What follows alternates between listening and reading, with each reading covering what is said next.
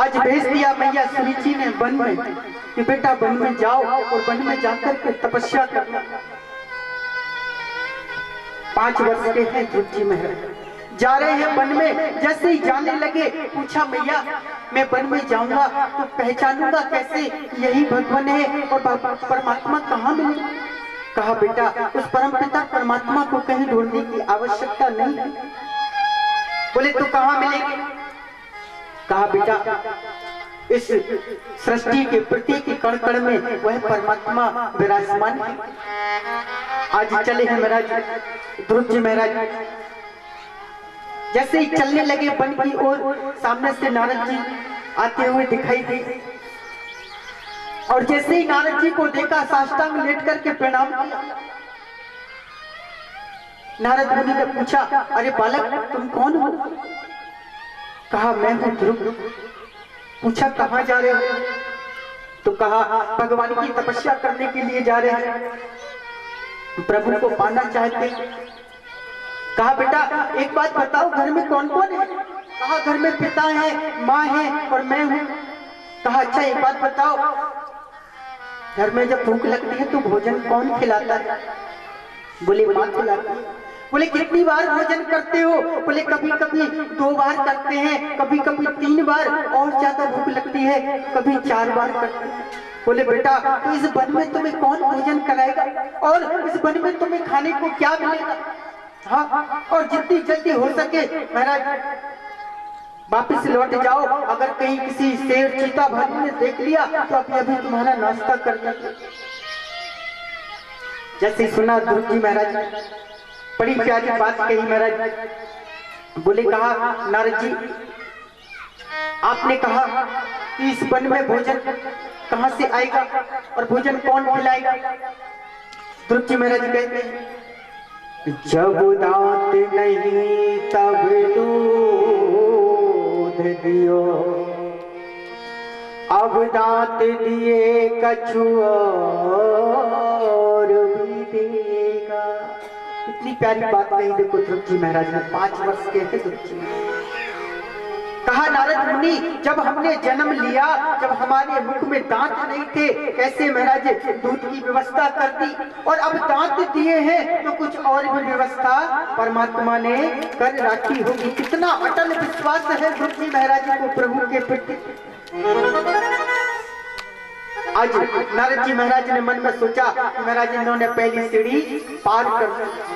फिर पूछा देखो बेटा हमारे शास्त्र कहते हैं, ग्रंथ कहते हैं जब तक हमारे जीवन में गुरु नहीं आएंगे, जब तक हम गुरु किसी को नहीं बनाएंगे तब तक हमारा कल्याण नहीं हो सकता है। कितनी भी सेवा करे प्रभु की, प्रभु कभी प्रसन्न नहीं हो सकते। कितना भी कन्यादान करे, कुछ भी करे महाराज, जब तक हम गुरु नहीं बनाएंगे तब तक हमारा कल्याण नहीं हो सकता। प्रेम से बोलिए जय श्री।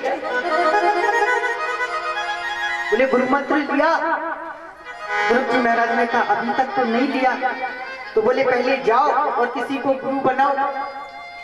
इधर ध्रुव जी महाराज ने कहा देखो नारद मुनि आपसे अच्छा गुरु हमें दुनिया में और कौन मिल सकता है? मैंने साधु संतों की मुखारबिंद से सुना है जिनके हाथों में वीणा होती है वह महाराज नारद मुनि है और नारद तो प्रभु से जोड़ने का कार्य करते हैं। लेकिन मैं पक्का कह सकता हूँ आप नारद नहीं हो सकते। क्यों? क्योंकि आप तो मुझे घर जाने का रास्ता दिखाते हैं। जैसे ही सुना नारद मुनि की आंखों में आंसू आ गए, हाथ जोड़ करके प्रार्थना की बालक ध्रुव मुझे क्षमा करना, मैं ही नारद हूँ, मैं तो तुम्हारी परीक्षा ले रहा था कि तुम प्रभु की जो प्रार्थना करने जा रहे हो उसमें परपक्व हो कि नहीं। आज सुंदर गुरु मंत्र दिया और महाराज सिखाया है, बताया है कि वृंदावन में जाओ और यमुना किनारे वट वृक्ष के नीचे खड़े होकर के तपस्या करना, तपस्या करने की विधि को बताया है। आज ध्रुव जी महाराज आए हैं वृंदावन, यमुना में स्नान किया और एक वट वृक्ष के नीचे खड़े होकर के तपस्या कर। देवता भी घबरा गए और देवताओं को जब श्वास लेने में तकलीफ होने लगी दौड़ते हुए भागे ब्रह्मा जी के पास और ब्रह्मा जी के पास जाकर के कहा अरे ब्रह्मा जी क्या सृष्टि का प्रलय होने वाला है? ब्रह्मा जी को लगा हाँ लगता तो मुझे भी है कि सृष्टि का प्रलय होने वाला है। कहा चलो भगवान विष्णु के पास चलते हैं। और भगवान विष्णु के पास आए और आकर के भगवान विष्णु से पूछा क्यों प्रभु सृष्टि का क्या प्रलय होने वाला है। भगवान विष्णु ने कहा नहीं, मेरा एक 5 वर्ष का नन्हा सा भक्त है, मेरी तपस्या कर रहा है, उसने ऐसा प्राणायाम चढ़ाया कि अपनी श्वास को रोक दिया है कंठ में, अभी जाकर के उसको दर्शन देता हूँ और आपकी जो प्राण वायु है पुनः चलने लगेगी। प्रभु आए और आकर के ध्रुव जी महाराज के सामने खड़े हो गए। जैसे ही ध्रुव जी महाराज के सामने खड़े हुए, ध्रुव जी महाराज आंखें बंद किए हुए प्रभु की तपस्या कर रहे हैं और अंदर आत्मा में प्रभु का दर्शन कर रहे हैं। अब ना प्रभु कुछ कहते हैं ना ध्रुव जी महाराज कुछ कहते हैं। प्रभु ने कहा कैसा भगत है, मेरे लिए तपस्या कर रहा है और मैं सामने आ गया, अपनी आंख को नहीं खोलता। प्रभु ने आंख बंद की, अच्छा अंदर आत्मा में मेरे चतुर्भुज रूप का दर्शन कर लिया। प्रभु ने अपनी आकृति को जैसे अंतर ध्यान किया और ध्रुव जी महाराज ने छटपटा के आंखें खोली। क्या देखते हैं, जिस झांकी का हृदयांगम अंदर दर्शन कर रहे थे वही झांकी ध्रुव जी महाराज के सामने खड़ी हुई है और देवताओं ने पुष्पों की वृष्टि कर। अब प्रभु ध्रुव जी महाराज को देख करके मंद मंद मुस्कुरा रहे हैं और ध्रुव जी महाराज प्रभु को देख करके मंद मंद मुस्कुरा रहे हैं। ना ध्रुव जी कुछ कहते हैं ना प्रभु कुछ कहते हैं। अब ध्रुव जी मन में सोच रहे हैं मैया ने ये तो सिखाया ही नहीं कि जब भगवान दर्शन देंगे तो उनकी स्तुति कैसे गाएंगे, कैसे उनकी प्रार्थना करेंगे, कैसे वंदना करेंगे। बोले फिर अब भगवान तो अंतर्यामी है, घट घट की जानते हैं। उन्होंने अपना शंख लिया और जैसे ही ध्रुव जी महाराज के कपोल से स्पर्श कराया और ध्रुव जी महाराज को वेद वेदांत का ज्ञान हो गया। सुंदर हाथ जोड़ करके स्तुति की महाराज, ध्रुव स्तुति है। आज प्रभु ने कहा बेटा ध्रुव हम आपकी तपस्या से बहुत प्रसन्न हैं, कोई ना कोई वरदान मांग लो। ध्रुव जी महाराज ने कहा प्रभु क्या मांगना है, बस यही दे दो कि आपकी भक्ति निरंतर दिन और रात चौगनी बढ़ती रहे। कहा नहीं बेटा ध्रुव, जिसके लिए तुमने तपस्या की पहले जाओ और जाकर के 36,000 वर्ष तक राज सिंहासन पर राज्य करो, इसके बाद आप मेरे परम पद को प्राप्त हो। कथा आती है ध्रुव जी महाराज ने 36,000 वर्ष तक महाराज राज्य किया और 36,000 वर्ष राज्य करने के बाद महाराज प्रभु के परम पद धाम को प्राप्त। जैसे ही ध्रुव जी महाराज को लेने के लिए भगवान के पार्षद आए तो सामने एक देवी जी आकर के खड़ी हो गई। ध्रुव जी महाराज ने पूछा आप कौन है।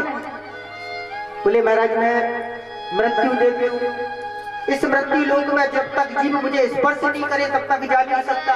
बोले मैं कौन हूँ। बोले आप राजा हैं। बोले पहले आप मुझे प्रणाम करो। जैसे मृत्यु देवी ने प्रणाम करने के लिए अपना शीश झुकाया, ध्रुव जी महाराज ने एक पैर मृत्यु देवी के सिर पर रखा और दूसरा पैर कहाँ रखा, सीधे विमान में रखा और सारा शरीर भगवान के परम पद प्राप्त हुए। जैसे ही जाने लगे भगवान के धाम को, ध्रुव जी महाराज की आंखों से अश्रुधारा बही चली। पार्षद ने पूछा बेटा ध्रुव तुम तो भगवान के परम पद धाम को जा रहे हो और तुम्हारी आंखों में आंसू।